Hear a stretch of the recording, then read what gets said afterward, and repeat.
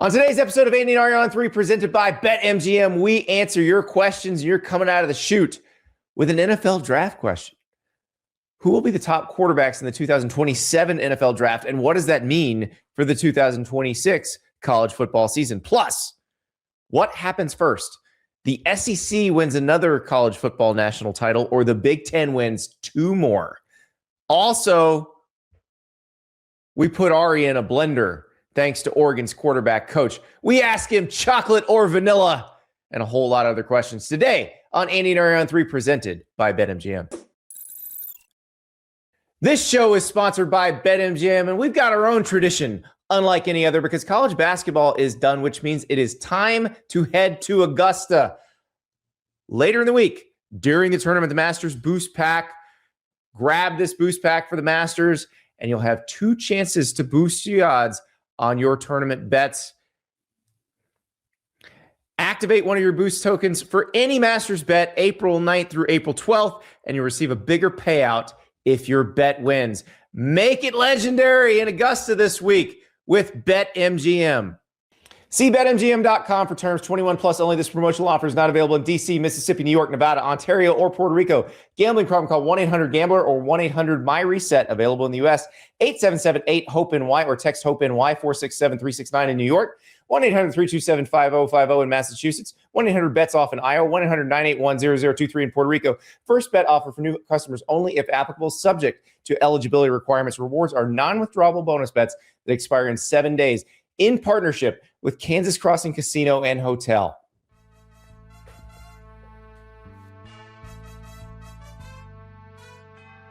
Welcome to Andy and Ari on 3, presented by BetMGM.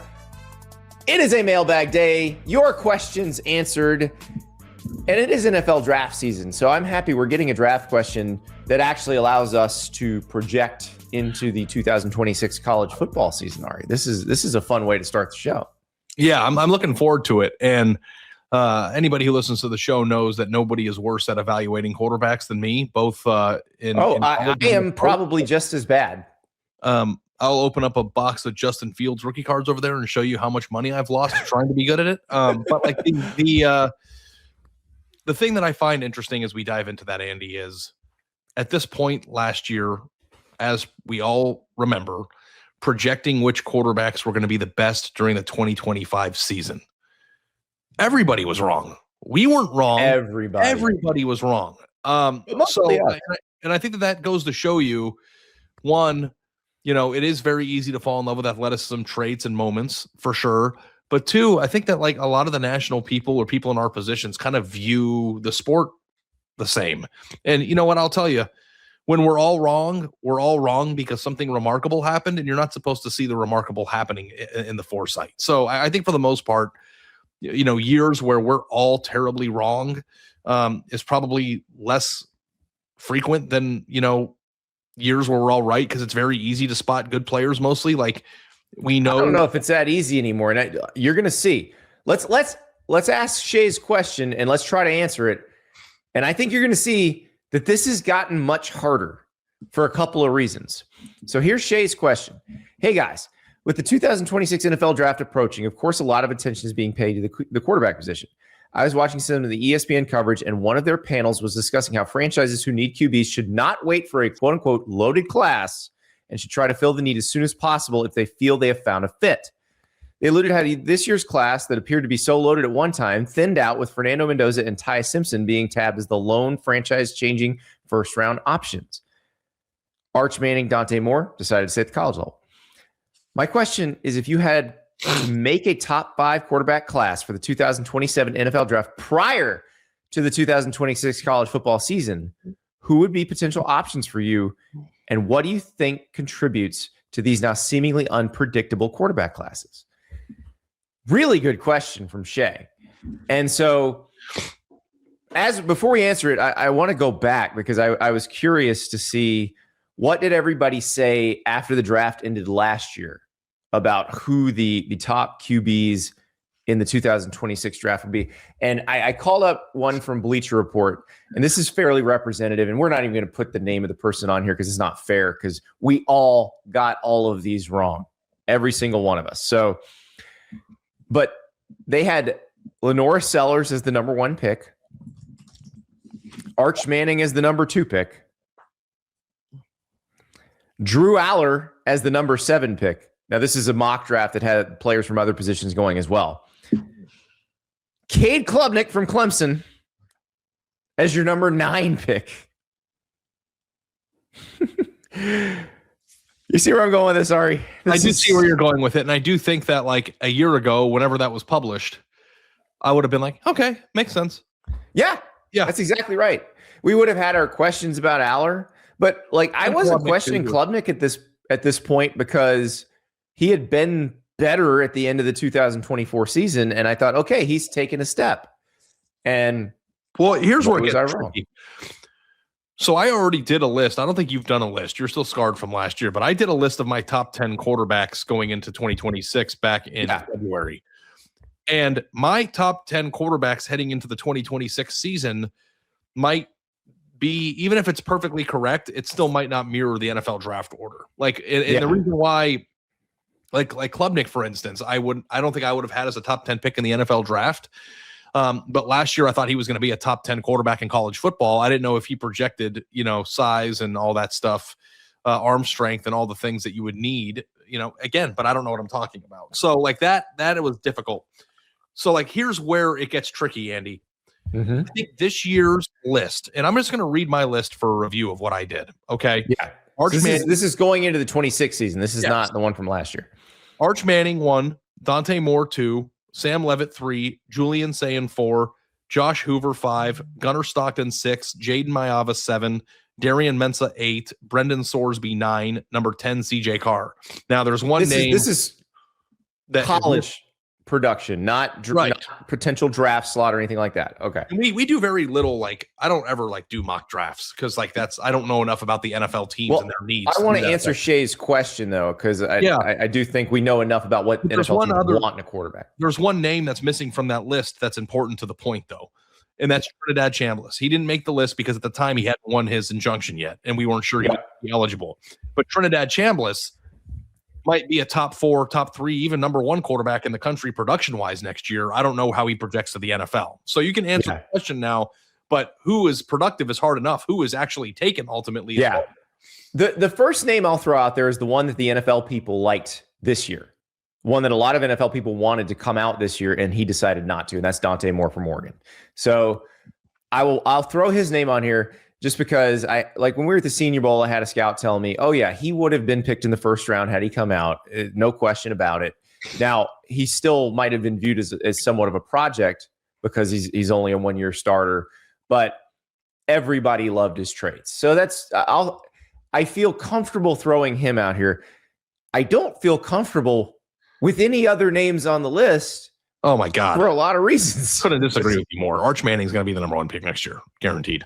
I'm not saying I don't know that. And he's going to have another year of eligibility. So yeah, what I'm telling you is the NFL draft people would have taken Dante Moore. Most of them would have been fine with Dante Moore being taken in the top 5 or top 10 this year. So I feel very comfortable putting him on the list. Like, I don't even feel comfortable putting most of these names on the list because I don't know if they're going to be in the draft next year.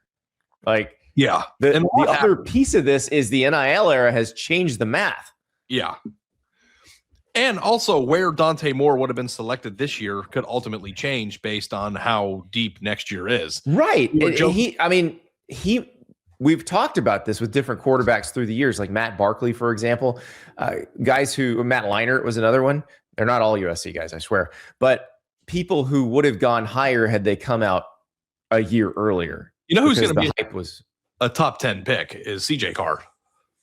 CJ Carr is one I got on the list. So Dante Moore, Arch Manning, CJ Carr at Notre Dame. Now, here's the thing about CJ Carr. Eligibility remaining. He doesn't have to leave. So no idea if he'll want to. I think at this point, and Ty Simpson's kind of our lesson here.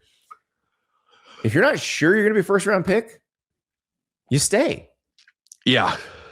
Yeah, and the thing that'll be interesting about next year too, Andy, is if there's a bunch of people who could conceivably be a first-round pick, it's going to be much harder to know where you stand in the draft at this point next year, or at the point in January where you have to make that decision. Like if you have a Julian Sayin is going to be draft eligible. Yeah. I have no idea if he's going to want to leave, though. But I wonder if all these guys being draft eligible, Sayin, Carr, all of them being eligible at the same time will actually lead to somebody returning because they perceive the following draft will be lighter. Like, I wonder if we're going to see that happen. Like, because there's so many. I bet we do. Yeah. Which then completely Jaden Mayava has to be in this draft. Right. So, like, that's one I would say. I imagine he will be one that is talked about. Now he's going to have a good year this year. Like that he could have left after this past season. There wasn't a huge buzz though if he was going to leave. Yeah, and I'm still also amused too, Andy, that like Lenore Sellers is nowhere to be found on top 10 lists, but it's like he still has insane traits. He could have a big year next year and be right back in the top 10 a year from now. So exactly, like Sam Levitt at LSU. Yeah. You know So we don't know about Sam Levitt right now because he's posting pictures on Instagram of his foot all wrapped up because he just had another little procedure. So like it's a mystery. Like Brendan Sorsby, who's playing for Texas Tech, played for Cincinnati last year, has the size and the arm and the speed like that the NFL teams love. Yeah. He's got to perform. What about Gunnar Stockton? He's another one. Yeah. Yeah. He probably doesn't have the measurables that they love as much, but he's an effective college quarterback. Yeah. He makes plays. 6'1". Yeah. These other guys I'm talking about are like 6'4", 6'5", yeah, 230. Like Jay Miles was 6'4", 230. Lenora Sellers is like the measurables, like wet dream. So like he's the king. Yeah. Yeah. So, and I got another name for you. I'm afraid to say it. Do you know what I'm going to say?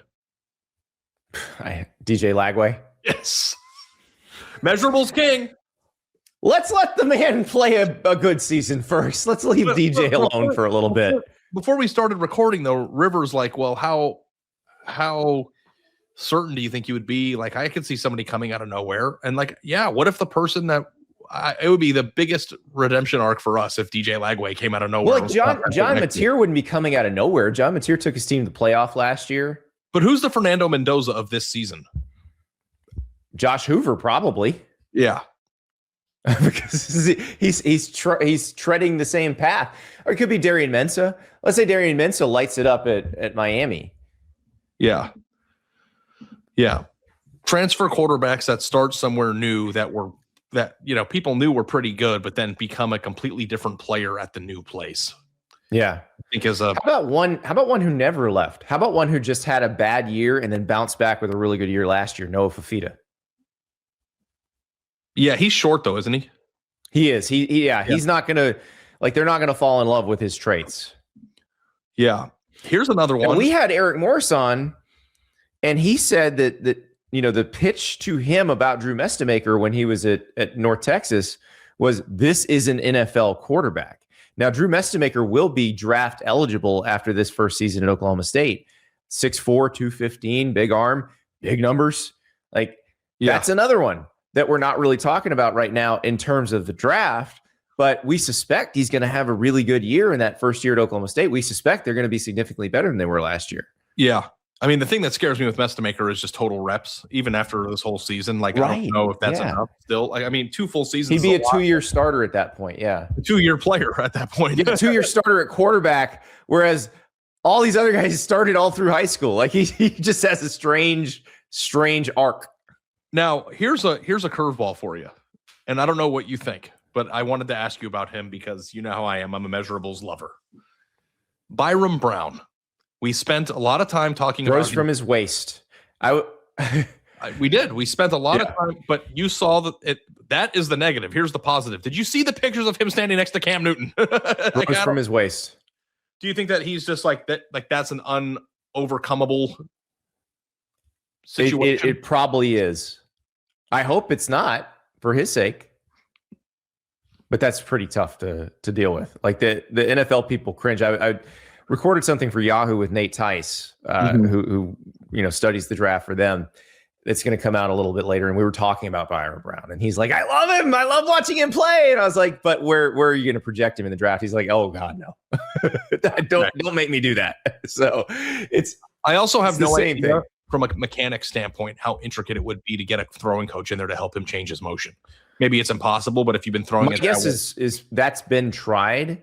This works, so don't mess with it. Yeah. And there have been unorthodox throwing motions that got in the NFL and work. Like Phillip Rivers, I think you would call his throwing motion slightly unorthodox, but it's still quick.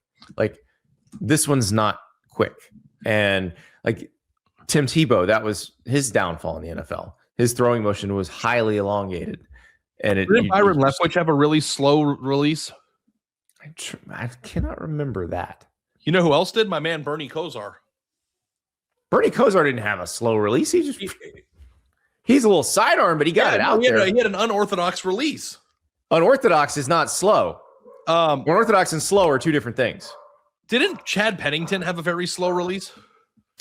I cannot remember. You are straining my memory banks here, Ari. Which is crazy. I've never done that to you before. It's insane. But Chad Pennington was my god growing up. Like he was the guy. Like so. No, I know what you're saying. But in the NFL, if you throw from your waist, somebody named Myles Garrett's going to eat you alive. Yeah, I mean, in the NFL, the key is can you deliver the ball quickly? Yeah. You identify the receiver, get the ball out on time, and so any sort of delay in throw is going to be. But look, if Byron Brown puts up huge numbers at Auburn, he's going to get looks. It's just a matter of what they think. Yeah. But I don't. That's the thing. Mestemaker, Sorsby, CJ Carr, all these guys, they're going to get looked at. Trinidad Chambliss. Okay, this is his last year. We think. we think. Now, they're not going to love his measurables, but oh my God, does he produce? Yeah. I do feel like production and being very good should take precedent, but it never does. So I think it's got to be, for the NFL, it's got to be a little bit of both. It can't, it's not, you're not surviving on pluck and grit as an NFL quarterback. You either can do the job or you can't. It's very hard. And so I think this is such an interesting conversation because we get it so wrong so much of the time. I enjoyed looking back at some of these. So Pro Football Focus did their way too early 2025 mock draft. Okay. Right after the 2024 draft ended. And so this is the one from last year where you had Cam Ward go number 1. Shedeur Sanders was the other potential first round guy everybody thought, but didn't end up. And then you had Jackson Dart going and then Tyler Shuck in the second round. But the first quarterback off the board on this way too early one, Carson Beck, who didn't even play in the NFL last year. He played in college last year. Yeah. Have we found any of the ones that people are projecting for next year? They come out after this draft. They do? Okay. Yeah. There are people that rank them, and it's the same names we just threw out there. Yeah.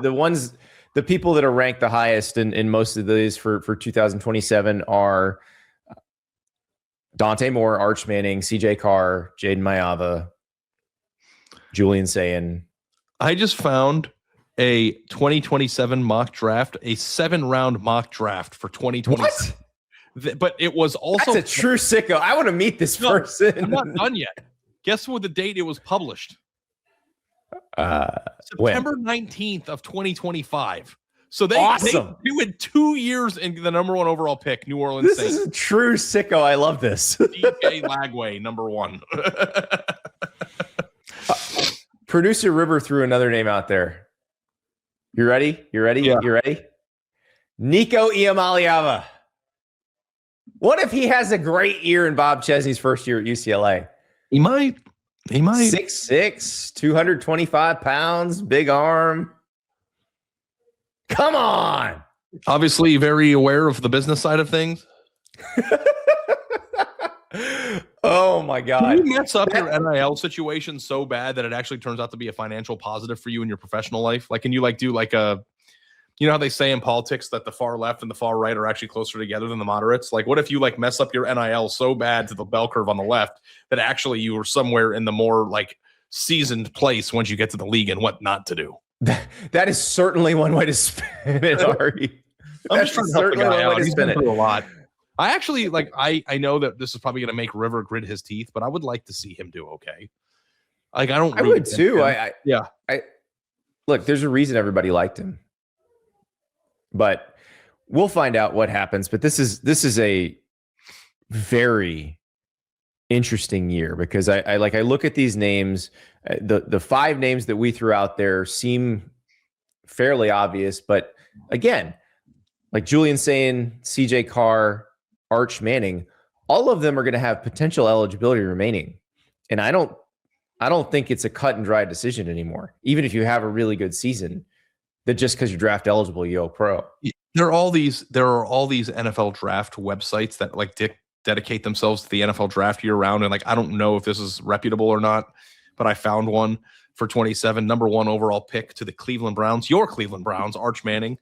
And then you have, funny enough, and I just was amused by this, that the 5th pick in the draft is the New York Jets, who will then select Dante Moore, who could not escape the wrath of New York City last year. He's just trying to get away. All Dante Moore wants to do is get away from the Jets. He's just he's praying that 4 or 5 quarterbacks wind up being really good. And this is one of those years where you have 5 guys go in the top 12 and the Jets just pick somebody else. This sicko has Lenora Sellers 12 to Tampa, and then has Nico Iamaleava to Pittsburgh at 13. No, why? Wow. So this guy's a free thinker, and Charlie Becker with the Kansas City Chiefs. Yeah, listen. I'm not going to say this with any confidence whatsoever, but I appreciate Shea's question. But I can't, because we've seen how variable it is, and we've also seen now in the NIL era that if you're at a big school and you're successful and you're having a great season and maybe next season could be even better and you might be able to compete for a national championship and you're not sure exactly where you're going to go in the draft, you're coming back. God, I'm still reading this NFL draft, Andy. This is intoxicating. John Mateer, 21 to the Rams. I mean, I got to say, I understand why these are fun. Like why people are with them, because they are fun to read. And it's just like, no one knows. And there might be somebody out there that we're not even talking about at the moment that turns out to be the number 1 overall pick. Who knows? But it is inherently hard to figure out who is going to be really good in the college level. Then there's a second step to that, which is who also was good in college that like has the measurables, the traits, and what makes the NFL per. And then the new piece of it, are you going to make enough money in the NFL to justify leaving? If you have another year? Too many people in the draft this year, and you can make more money coming back to college. Yeah, there's a lot happening here. It's more difficult now than it's ever been. Here's a good question from Sean, Ari. On the topic of which football conference is better, what do you think happens first? The SEC wins a national title or the Big Ten wins 2 more national titles? This is a great question. Did he ask this on Feinbaum? I was wondering, I'm going to say SEC just because winning a national championship is hard, and like winning 2 in a row is hard, which means that you'd have to have 2 different programs do it. And I think that it's not saying 2 in a row. You're assuming that only the SEC and Big Ten will win national championships. I will point out that there was an ACC team driving in a 1-score game in the 4th quarter this year. So it's not out of the realm of possibility that somebody from another league could win one, though I do agree with you. It's probably going to be an SEC or Big Ten team most years. And it's just hard to do it once, let alone, And like, there's so many teams. It's just a simple like probability situation to me. It's like how many teams in the Big Ten have a national championship ceiling and how many teams in the SEC have a national championship ceiling. And I probably would say it's like, what, 8 and 8? Let's count them. Okay. We got the SEC up on the screen. Does Alabama have a national championship ceiling? Yes. Okay. I'm going to leave the Auburn and Florida off there. Georgia is a yes for sure. Ole Miss? Yes. This year? Yeah. Oklahoma? Yes. That's 4. Tennessee? I would say no this year. Okay. Texas A&M? Yes. That's 5. Texas? Yes. LSU? Yes. So that's 7. That's 7. I don't think we're going to do South Carolina or Vandy here. So 7 in the SEC. Let's go to the Big Ten. I said 8 and 8 record to be show. I think I'm going to be pretty close. You're going to be fairly close. Okay. Indiana? Yes. They won last year. It would not be right to leave them off. Iowa. No. Okay. Michigan? I don't know. I'll let you answer this one. I'm going to say yes on that. Okay. I think if you can make the playoff, you have a chance. I think they can make the playoff. So that's 2. Michigan State, Minnesota, Northwestern, Nebraska is a no. Oregon is a yes, right? Yep. Ohio State's That's 3. Ohio State's a yes. Penn State. I'm going to say yes. Okay, that's 5. Of the ones left, who are your yeses? USC? I would say yes to USC for 6. Washington? I would say yes to Washington. Okay. Well, there you go. 7 and 7. Yeah. And I think that maybe I'm stretching a little bit with Washington and SC. That's okay. I mean, that's the thing. Like, if we just said Indiana this time last year, people would have said we were insane. I think we would have definitively said yes with ceiling, though. Yeah, because they were coming off an 11-win year. Yeah, you can't. Like, if they returned everybody. I don't know. No, I think that's revisionist. I'm not sure we would have said that. Well, I'm not going to speak for you. I'm not sure I would have said that this time last year. Well, we did leave him out of the top 25, so maybe it's fair to say that we wouldn't. Yeah. Yeah. Yeah. So 7 and 7. I think you're probably, from a probability standpoint, right saying the SEC wins 1 before the Big Ten wins 2. And the other thing that does kind of muck this up a little bit is you have Miami that we think is still going to be a factor. And there may be Texas Tech or BYU or somebody in the Big 12 grows into a factor as well. So the Big Ten one is much harder. It's a much bigger ass than the SEC one. I mean, Notre Dame, What Notre Dame might win the national title. Well, there's also this other thing too. My favorite to win the national championship in 2026 is Texas. So, like, why would I pick the Big Ten if I think the team that my pick to win the championship is in the SEC in this year? Yeah. Well, Texas is going to be awesome. I'm telling you guys, hook 'em horns, dude. Like, I do think Texas is going to be good. I also think Oregon and Ohio State are going to be really awesome. I'm excited to see Michigan. You know, everybody seems very excited about USC. Every single time we talk about Texas, I have one vision. You know what that vision is? No. Picking you up at the airport at like 8:30 a.m., driving over to the fairgrounds, and I'm going to eat more fair food this year. Last year, I didn't eat enough. I'm going to smash fair food this year. And then we cover the game. We do our live video on that concourse looking over the field. We write our columns, and we go home Domino's for the night game. It's like one of the best days of the year. What if we watch an Oklahoma win this year? We've seen 2 dominant Texas wins the last 2 years. Buddy, the corn dogs are there regardless of who wins. But I think that I believe they call them corny dogs there. Yeah, they do. They do. I'm a big funnel cake guy, just so you know. Of course you are. Yeah. Which is weird because you're not a big sweets guy. It's savory. But you're a big savory guy. So yeah, it is a savory and sweet concoction. Yeah. Big funnel cake guy. I gotta shoot. I have to add to my Oregon quarterback coach questions list. I think I'm gonna do okay at that. I'm not use some fair food. You teased at the beginning of the show that you're gonna look at that. That was awesome. Remember that thing?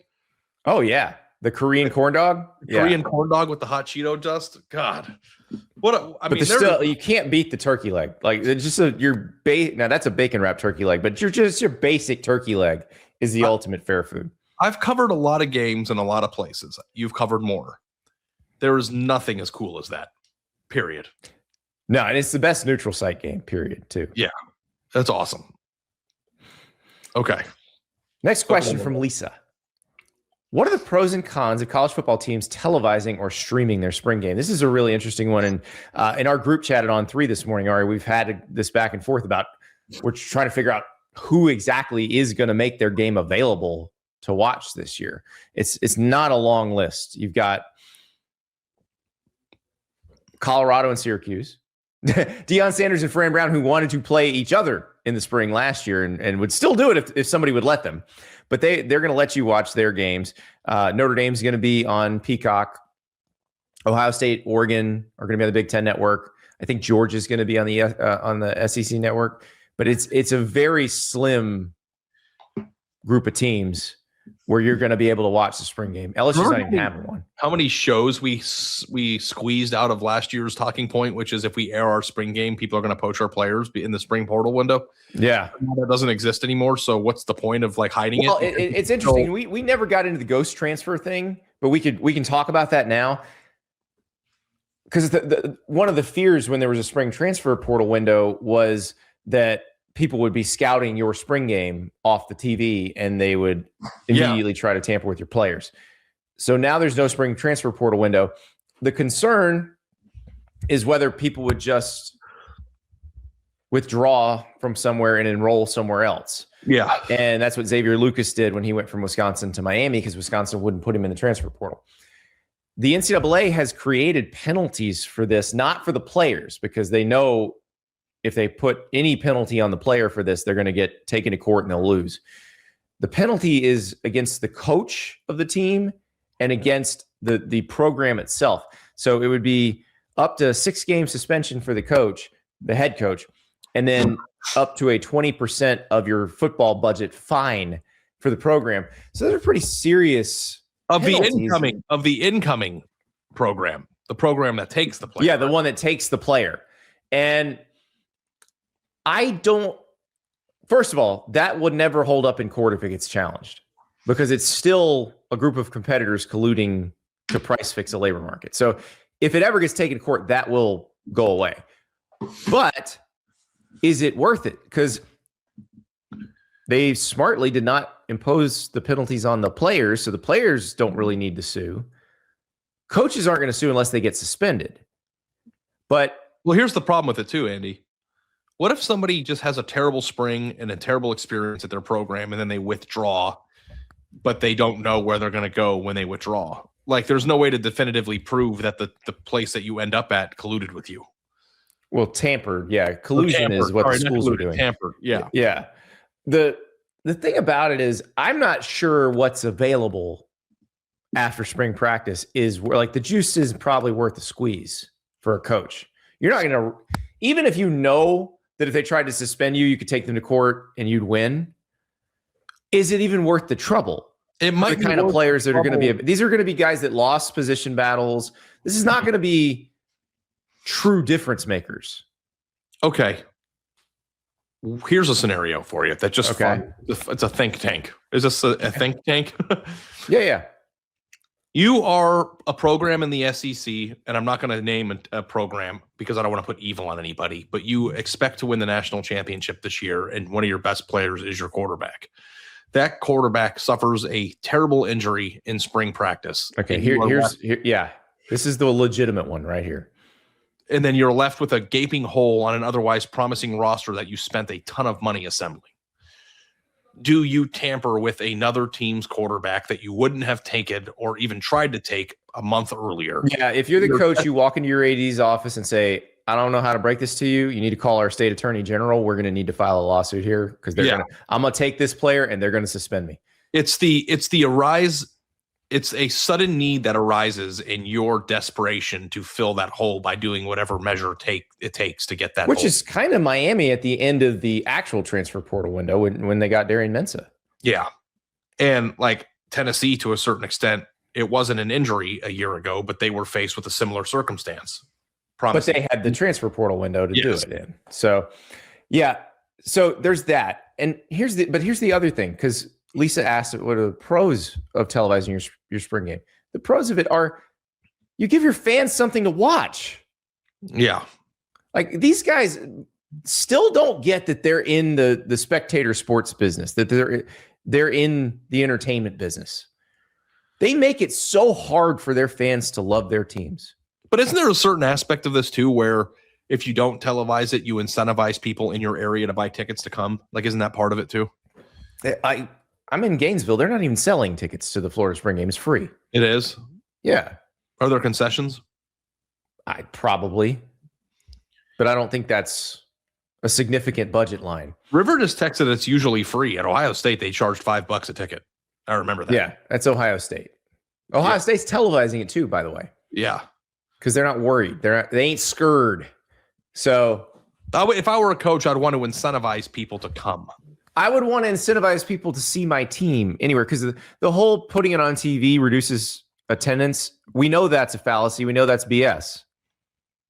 The NFL blackout rules have taught us that over the years. And the spring game's actually a wonderful time because let's be honest, Andy, we're not living in the best economy at the moment, and times are tight for a lot of people. If you are a person who can't afford $500 for, 2 tickets to take your kid to the game, the spring game is an actual awesome opportunity for a. But you're talking about in-person attendance. We're not talking about that. We're talking about televising the spring game. And I think you should make it as easy for your fans to see your team as possible. I think that just connects the fan and the team more. It increases the bond.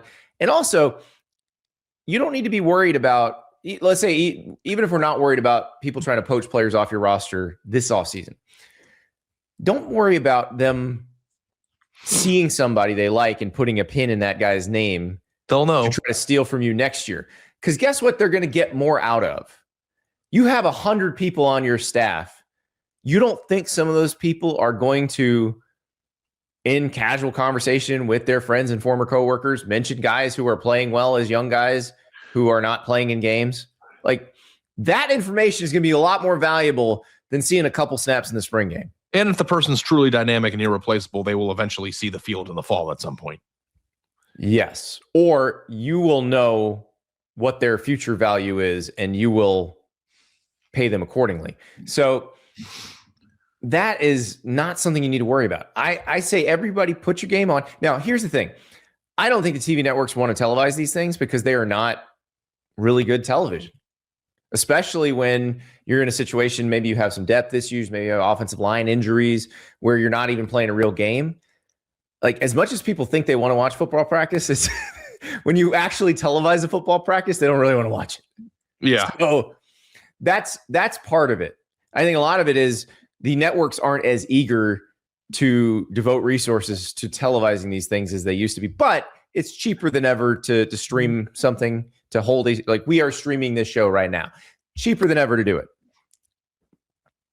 So I say everybody stream your spring games so that people can watch them. Yeah. It'd be a lot of fun.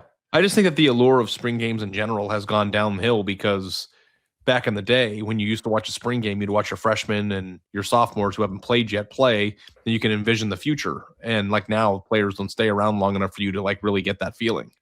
Well, the other thing is you'd want to see your new transfers. But a lot of times, if you have a new transfer who's established, who has played it, they're not going to play much in your spring game. Yeah. Like, they probably played a ton in practice. The spring game probably not going to play much in the spring game. Been a showcase of your younger talent. That's what. Yeah. But I say anything that allows you to connect more with your fans. Like, the NFL requires teams to open practices to fans during training camp. There's no reason you couldn't do that in college football. The coaches are super paranoid, but just don't put in the plays that you don't want anybody to see on those days. How come coaches in college are so much more paranoid than coaches in the NFL? Because they can be. They're allowed to be. The NFL doesn't allow them to be. If the NFL coaches had their druthers, I'm sure they'd never let anybody watch practice ever. The NFL understands it's in the entertainment business. I was once in the office of an ACC recruiting director, and he was certain that an SEC team bugged his office. And I just wanted to be like, what is this, Breaking Bad? Do you think like somebody like came in and like plugged something into your, like, are you insane? Like, I wanted to be like, are you insane? Yeah, the paranoia is high.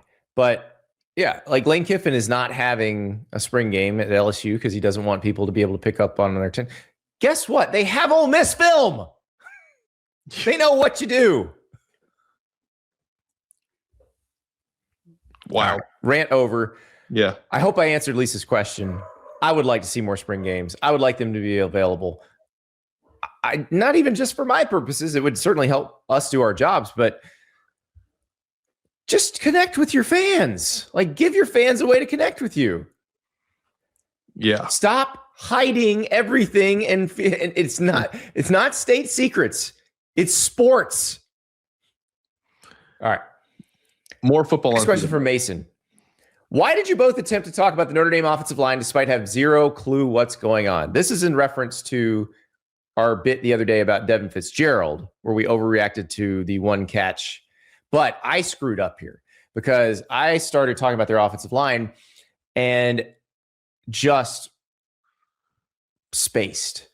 I called up a depth chart site that I usually use that is usually fairly accurate, and I was looking at it and I was reading off positions where it just wasn't the case. Like Anthony Knapp has moved inside to guard. Gary Lambert, who was recruited as a tackle, is a tackle. I mentioned Charles Jagasa and completely forgot that he had the horrible ATV accident before last season, and he's still dealing with repercussions of that. He's not we're talking about getting him back to health versus getting him on the field. It's not even a conversation right now. So that's my fault. I screwed up. That is my bad. I will do better. I was actually kind of amused by how mad people got in the Notre Dame world for the. I wasn't amused at all. They were right.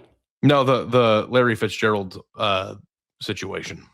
Well, but I think the offensive line part of it made it so much worse. Now, that was a promo clip. The context of the Devin Fitzgerald thing was not in there because we had done an Ohio State one right before that. So the overreacting to 4 seconds and explaining that that's us overreacting to out of context spring practice clips, like they didn't get that explanation in the clip. And then me saying dumb things about their offensive line makes it even worse.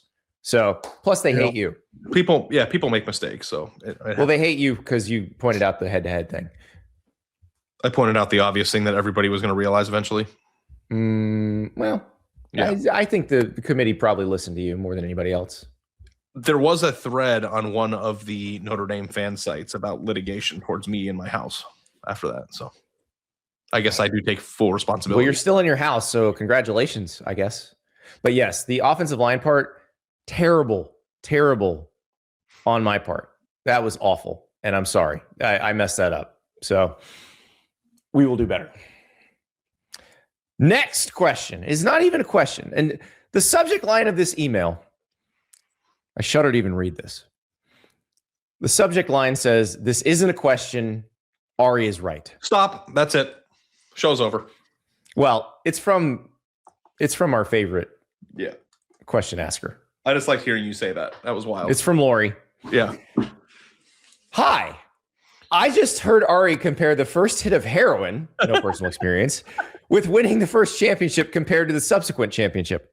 As a Georgia fan, hair flip, I think Ari is spot on.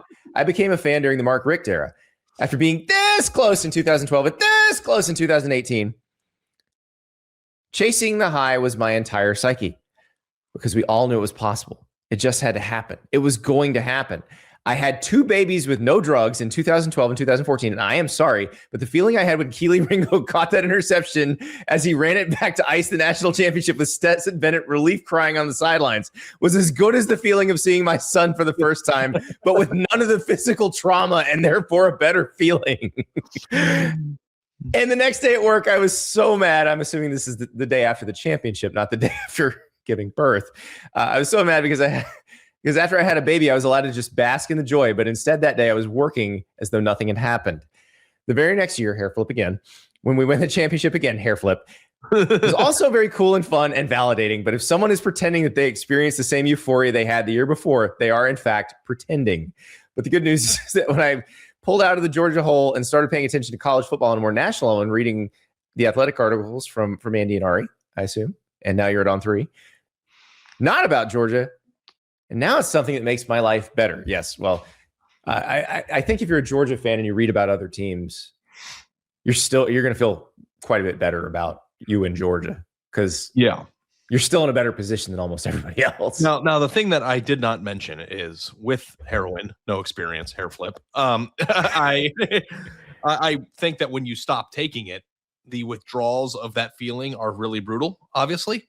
And I wonder, like, if you're an Alabama fan who has been conditioned to winning at a high level for a long period of time, and then you go back to being normal, if the effects of normalcy are worse than the effects of chasing it. You know what I mean?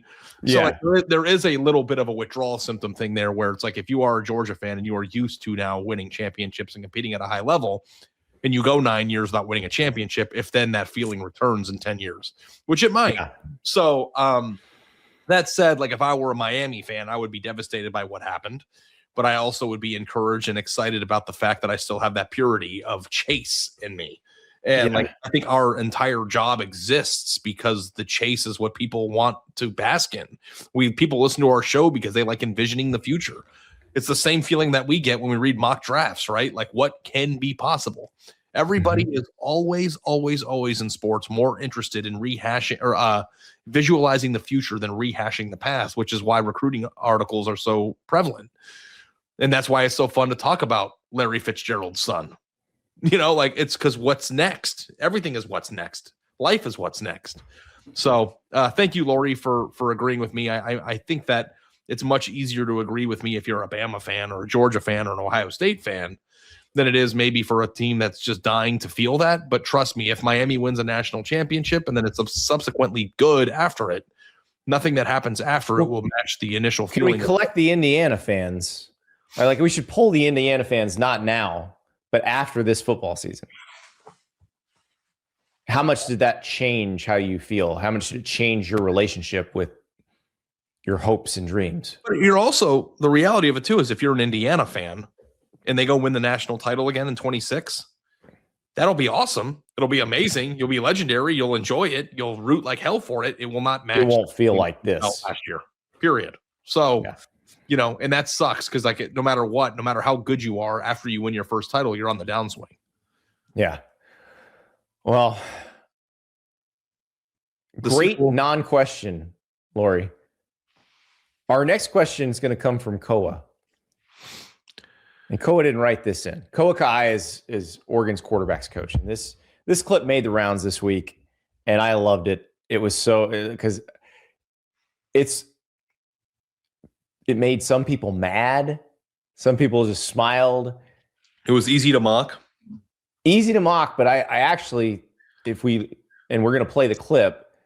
If we listen to his reasoning for it, it makes perfect sense. So here's Koa Kai talking about chocolate or vanilla. There are some things that you need to worry about with the throwing motion and whatnot, but like really, how smart is a kid, right? What is his emotional intelligence? What is his football intelligence? That is one of the top things that we look for here, especially with the way that we play football, right? It's more like I mentioned, NFL style. You have to be smart to play the position, right? And especially at this place. So for me, a lot of it is getting to know these kids. Like I ask them a question like this all the time. Hey, do you like chocolate ice cream or vanilla ice cream? Okay, the minute a kid pauses, I don't really want that kid, right? Because you need to have some type of conviction, right, wrong, or indifferent. Okay, so whether you like chocolate or you like vanilla, I don't really care. But if you sit there and say, coach, I don't know. Is it melted? Is it not? What's the brand? So on and so forth. Like, what is this kid going to do on third down in front of 110,000? He's probably going to think about it more than he should. He's not going to have conviction. I would not be a good quarterback. We saw you trying to order dinner last Friday. Producer River was laughing about this. Unbelievable.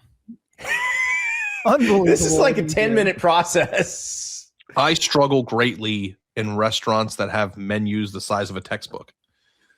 Yeah, but This it was was just a how you went one-pager. about it. That was a pretty extensive menu, guys.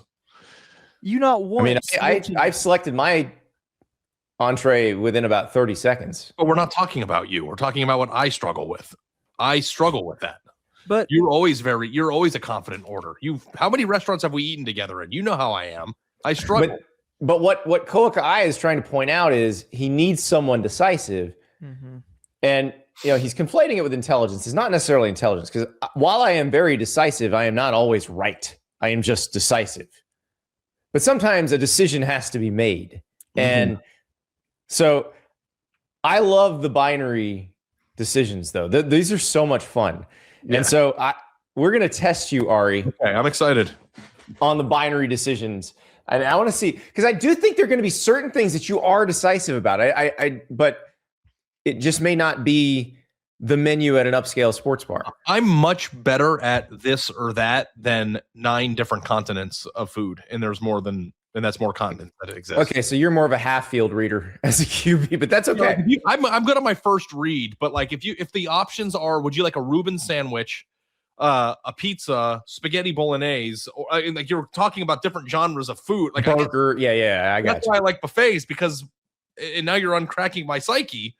At the food court, everybody thinks I'm a psycho because I want to eat different. It's like that stops me from making a decision. I'll have a slice of pizza, a chicken finger, some mashed potatoes. That's why I like buffets, because then you don't have to worry about it. You're a psychopath. All right, here we go. I'm excited. Let's imagine you're at the buffet and you head over to the soft serve machine. Chocolate or vanilla? I'm a chocolate person. Good. I like that. Vanilla too, but I like chocolate. I choose chocolate every time. And it's interesting because I used to say, vanilla is boring. I do understand now, I've read up on it, that vanilla is actually an extremely complex flavor. And if we're talking about flavor profiles, that vanilla is probably the more interesting of the two. And varies. I just like chocolate better. I think it varies too. Like there's different types of vanilla, but I've always thought that with ice cream, that vanilla is better complemented with other things. Like, and by the way, while we're on the topic of ice cream, I was actually had this thought last night. I think sprinkles are terrible and the most overrated thing ever. And that they diminish, like there's no flavor. They mess up the texture. Like their existence is like awful. And okay, chocolate chips are good, but you know what's even better? Cookie dough. Cookie dough's great. M&Ms. M&Ms are great. Heath bar is really good in ice cream, especially the mini M&Ms in vanilla ice cream. Yeah. Spectacular. Or in chocolate ice cream. I take either one. All right, Ari, your next one. Day or night? Night. I figured you would be very decisive about this. You've always been a night person. I think this depends on how your life has gone. Both Ari and I started our careers working for newspapers, which makes you a much more nocturnal person than a diurnal person. Yeah, I'm not a morning person, and sports are always on at night, usually. Dinners at night. Happy times at home happen a lot at night for me. Night is... nothing good happens after midnight? Oh, plenty of good happens after midnight. Trussell said nothing good happens after midnight. And to that I say, you are wrong, sir. A lot of good things happen after midnight. Shows get premiered at night. You put your daughter down early and you get your night to like a night is a very good time for me. Day is more stressful. Okay. I see you're more decisive. You be a better quarterback than you think. Yeah. Tupac or Biggie? Tupac. Okay, that's interesting. All right, I thought you might say that. I thought you might be really decisive about that. So we don't have a graphic for this one, but I'm gonna alter it and see if this is more difficult. Nas or Jay-Z?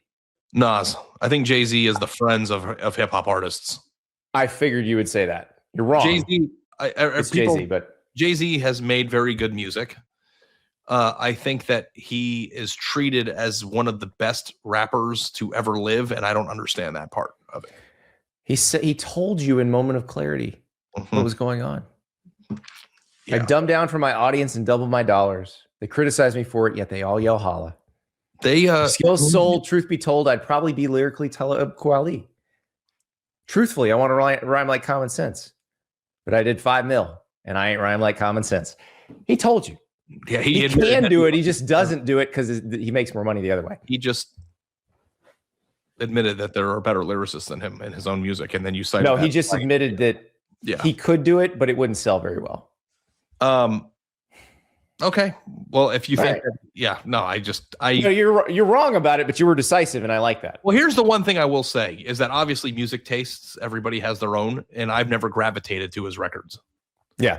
No, but the Tupac or Biggie, I had a feeling you'd be Tupac, but I wanted to throw it out there just to see. Tupac's discography is so much more extensive than Biggie's. Biggie has a very limited amount of music. Right, because he was very young when he died, and they also only a lot of records from Tupac, and like the thing that was interesting about Tupac, that he could record 200 songs in a year, which is a talent that people I don't think wasn't that to get out of the contract. I'm sure, but they were awesome. So he did a lot of work in a very short amount of time, all while being an incredibly good actor. Like he was like making these songs while on the sets of other of movies he was shooting. You've seen Tupac with Mr. Rogers, right? The AI. Yeah, I've seen that. Yeah, it's hilarious. It's tremendous. Have you seen the movie Juice? Yes. Very good movie. All right, Ari, back to your choices. Okay. I think I know the answer to this one too.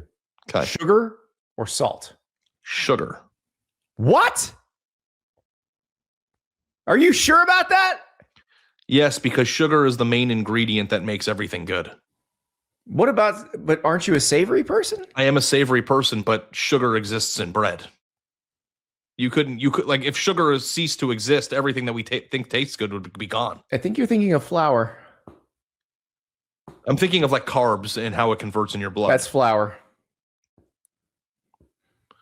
I would much rather have a savory thing than a sweet thing, but like sugars and Coke, regular Coke. That is a sweet thing. Yeah. That's just the sweet thing you I like. still think that sugar would be more of an important ingredient in the things that are very good. If salt didn't exist, you could still make things, right? It would not taste very good. Like I'm trying to think, like you know about this better than me. But if you remove sugar from Earth and you remove salt from Earth, like what does that look like? Like, can I not have fruit anymore? Well, I mean, naturally occurring sugars. I mean, are we removing those too? I'm talking about like refined white Dixie crystals here. I still think I would take sugar. I think that like Okay. I love All salt. right. I love salt. Appreciate the decisiveness. It doesn't match your behavior pattern, but I appreciate the decisiveness. I'm also like addicted to regular soda. So like that is Yeah. and like I do like Slurpees and ice cream and stuff too. We gotta work on the regular soda thing. We do. All right. One more. Hug or kiss? Man. Tough one, right? Yeah, you thought I was going to blow through this with decisiveness. All right, so I'm like thinking about there are different types of hugs and kisses, obviously. Obviously. But like there's nothing better in the entire world than when your daughter jumps into your arms and gives you a big hug, right? Right. I also very much like kissing my wife. So like that is, and without the kisses, there would be no daughter hugs. So I mean, you can have hugs with more people and it's more socially acceptable.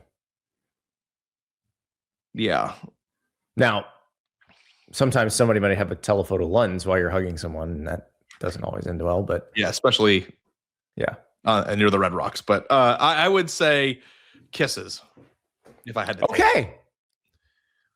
I thought you made a really compelling argument for hugs, to be perfectly honest. Have you ever had a really long day and like you're just sitting at the counter or something like in your house or on the couch and your wife comes behind you and gives you a big hug, like from behind and like this like makes you feel better, like that? That's the good stuff. Yeah. But if you remove another compelling argument for hugs. I know Hugs are doing well here, but here's another compelling argument for kisses. There are several. What drives men to do everything in life? I do have one more for you. I forgot I added this one. I texted River later on and added this one just for you because this is. I feel like this could be tough for you, or I don't know if this is gonna be tough for you or not. I know you love both of these things, so I want to see where you're at on it. True crime or comedy?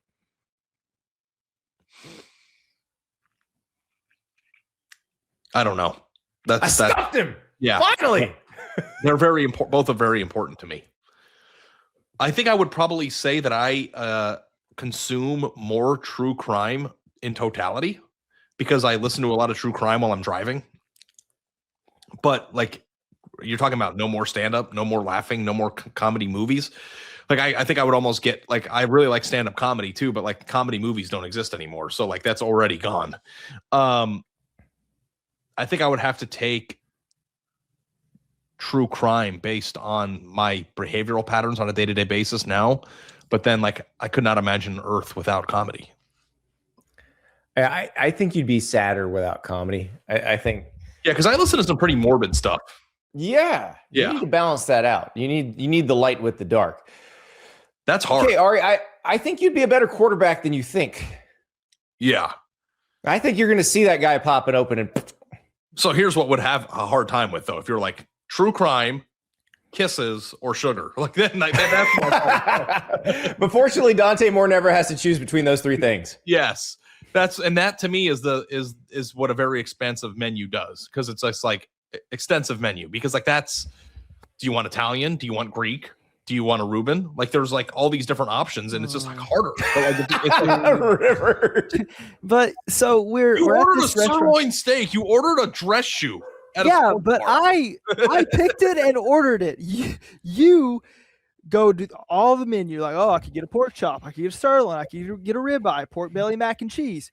All And you ended sounded up ordering great. pizza at a non-pizza And you place, got which was a pizza. mistake. Yeah. But Which it was was a really, mistake. first of all, it's really good. And second of all, River, I panicked because your order was so terrible that like I didn't want to like live in that No world. way. You said it was good. And the moment I ordered it, I said sirloin, mashed potatoes, and bacon wrapped asparagus. Boom. But sirloin is Decided the to worst go. kind of meat. First of all, I don't order steaks in sports bars because that's not where you order a steak. And if you're going to give me shit for ordering pizza in a sports bar, are you not going to give him shit for ordering a sirloin steak in a sports bar? No. It's the process of which you win. No, rich man, I'm not. Is that a money thing? Like I don't.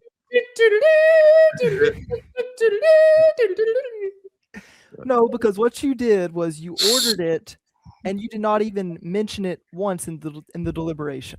Yeah. It was the Mickey Mouse process. Yeah. This is the most fired up I've seen River about I know anything. he was offended. But then you like ordered a burger, and part of my thought process was, well, we're going to be eating a lot of burger the next day. Yeah. Like that was like part of it too. It's like I only had one burger the next day at Culver's. I had Yeah. 3 shakes. I don't know. That was a place that actually I don't remember what it was called that like felt like everything that you ordered was pretty good. So that was, but like I struggle when you are like District Tap was the place we were. It was a really good sports bar, great TV setup. So if you are in Indy and looking for something like that, District Tap is the way to go. Also, I want to shout this out. We've mentioned it on the show before, but we probably should mention it a few more times. Mother Wolf. We went to Mother Wolf in Miami. Keep talking. So one of their managing partners is a listener to the show and invited us to go when we were in Miami. They have locations in Miami, Vegas, and Los Angeles. It is one of the best meals you will ever have in your life. The pasta was incredible. The steak was unbelievable. The desserts were amazing. Just one of the best meals I've ever had. I can't see that oh, there's the Mother Wolf menu. Oh, that's our menu. Oh, yes. He made a menu for us and put our names on the menu. How Yes. the touch is that? And I will It was awesome. And so I've recommended Mother Wolf to a bunch of people, and I had a friend from Birmingham who was out in Vegas, went to the location out there, sent me pictures, said this is one of the best meals I've ever had. So I just did want to point them out as well. One of our, that's probably my favorite culinary adventure of last football season. Yeah, I mean that was the best meal we had in all of football season. It definitely was. And, Yeah. and part of it too was that we got hooked up pretty good with a bunch of different variety, which is my favorite. We had a bunch of different types of pasta. Yeah, it's one of those. They said, just trust us. We're gonna take you on a tour here, and they were spot on every time. And then my wife Yeah. went a few weeks later when she was in South Florida too. So, yeah, thank you very much. So good. And like, if it wasn't, we wouldn't be. It was awesome. Yeah. Yep. So we're going to have some more of those. We'll have some more of those here. I'm excited about this football season because we're gonna get some places. We're gonna see some new stuff. Monday, Ari, we're gonna have some spring games to break down. They're not all streaming, but the good news is, being part of the On3 network, we have reporters at every game. We have video of the coaches. We have video of players. We'll have highlights. It is going to be a lot of fun to overreact to some out of context spring game clips. Going to be spectacular. We'll talk to you Monday.